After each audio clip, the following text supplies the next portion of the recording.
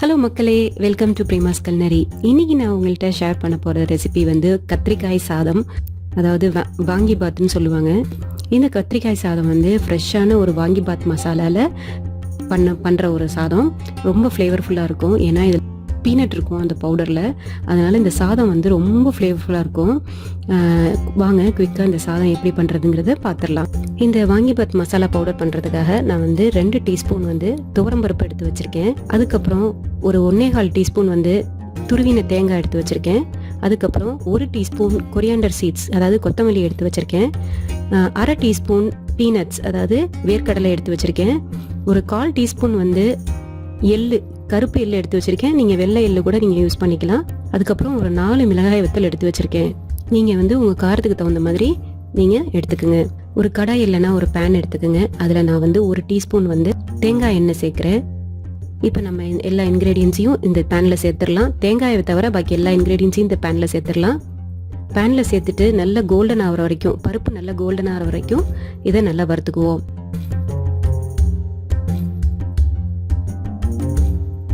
இது நல்லா வறுத்ததுக்கு பிறகு கடைசியாக வந்து தேங்காயை அந்த பேனில் சேர்த்து அந்த சூட்லேயே ஒரு வறுத்து இதை எடுத்துக்கலாம்.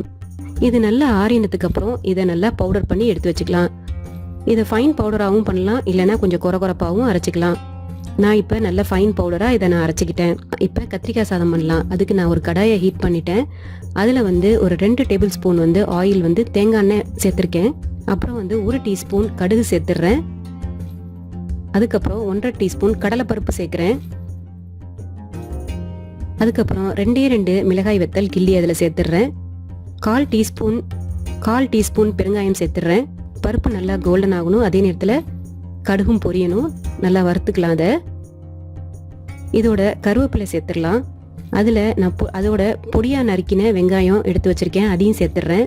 நான் இன்னைக்கு சின்ன வெங்காயத்தை பொடியாக நறுக்கி வச்சுருக்கேன். ரொம்ப சூப்பராக இருக்கும். சின்ன வெங்காயத்தை பொடியாக நறுக்கி இதோட சேர்த்தோம்னா சாப்பிடும்போது நல்லாயிருக்கும், நல்லா ஒரு டேஸ்ட் கொடுக்கும். அதனால் நான் சின்ன வெங்காயம் பொடியாக நறுக்கினதை சேர்த்து நல்லா வறுத்துக்கலாம். வெங்காயம் நல்லா கோல்டன் ஆகணும், கோல்டன் ஆகிற வரைக்கும் நல்லா வறுத்துக்கலாம். இதோட ஃப்ரெஷ் மஞ்சள் துருவி வச்சுருக்கேன், அதையும் நான் அதில் சேர்த்துடுறேன். இது வந்து ஒரு நல்ல கலர் கொடுக்கும் சாதத்துக்கு, அதனால் நான் அந்த ஃப்ரெஷ் மஞ்சளை சேர்த்துருக்கேன். 2வது ஹெல்த்தியும் கூட. நீங்கள் இல்லைன்னா மஞ்சள் ஃப்ரெஷ் மஞ்சள் இல்லைன்னா நீங்கள் மஞ்சள் தூள் கூட நீங்கள் சேர்த்துக்கலாம். இதில் கத்திரிக்காய் வந்து ஒரு 250 கிராம் கத்திரிக்காய் வந்து நான் கட் பண்ணி வச்சுருக்கேன், அதாவது நீட்டமாக கட் பண்ணி வச்சுருக்கேன். அதை நான் இதோட சேர்த்துடுறேன். சேர்த்து நல்லா வதக்கிக்கலாம். 1/2 டீஸ்பூன் சால்ட் சேர்க்குறேன். சால்ட் சேர்த்துட்டு கத்திரிக்காயை நல்லா வதக்கிடலாம். இப்போ மூடி போட்டு அதை மூடி வச்சு ஒரு 1 to 2 மினிட்ஸ் அதை குக் பண்ணுவோம். கத்திரிக்காய் வந்து சாஃப்ட் ஆகணும், அதனால் அதை மூடி வச்சு குக் பண்ணலாம். இப்போ கத்திரிக்காய் நல்லா குக் ஆகிடுச்சு. அதுவாகவே கொஞ்சம் தண்ணி விட்டுருக்கு, ஏன்னா நம்ம சால்ட் சேர்த்துருந்தோம் இல்லையா, அதனால அதுலேருந்து கொஞ்சம் தண்ணி விட்டுருக்கு. அந்த தண்ணியிலேயே அது நல்லா குக் ஆகிடுச்சு. நல்லா சாஃப்டாக இருக்குது பாருங்கள் கத்திரிக்காய். இந்த ஸ்டேஜில் நம்ம வந்து அரைச்சி வச்சிருக்க அந்த வாங்கி பாத் பவுடரை வந்து இதோட சேர்த்துடலாம். மசாலா பவுடரை இதோட சேர்த்துடலாம். சேர்த்துட்டு இதை நல்லா வதக்கி விட்டுடலாம். இது வந்து ஒரு 1 மினிட் நம்ம வதக்குவோம், ஏன்னா அந்த மசாலா ஸ்மெல் போகணும்.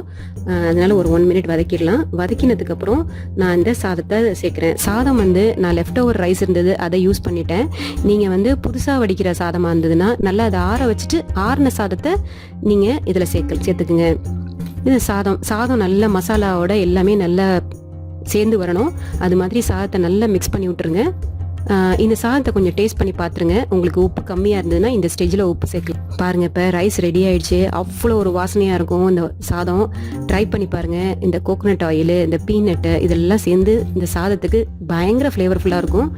இதை ட்ரை பண்ணி பாருங்கள். ட்ரை பண்ணி பார்த்துட்டு எப்படி இருந்ததுன்னு உங்களோட ஃபீட்பேக் எனக்கு சொல்லுங்கள். இந்த சாதத்துக்கு நான் இன்னைக்கு ஒரு பேபி பொட்டேட்டோ ரோஸ்ட் பண்ணியிருந்தேன். ரொம்ப சூப்பராக இருந்தது காம்பினேஷன். அந்த பேபி பொட்டேட்டோ ரெசிபி கூட நான் இதோட ஷேர் பண்ணியிருக்கேன். அந்த வீடியோவையும் செக் பண்ணி பாருங்கள். மறக்காமல் சப்ஸ்கிரைப் பண்ணுங்கள். அதுக்கப்புறம் இன்ஸ்டாகிராமில் ஃபாலோ பண்ணுங்கள். அடுத்த வீடியோவில் இன்னும் நல்ல இன்ட்ரெஸ்டிங்கான ரெசிபிஸோட உங்களை நான் சந்திக்கிறேன். Until then, bye from Premalatha Aravindan.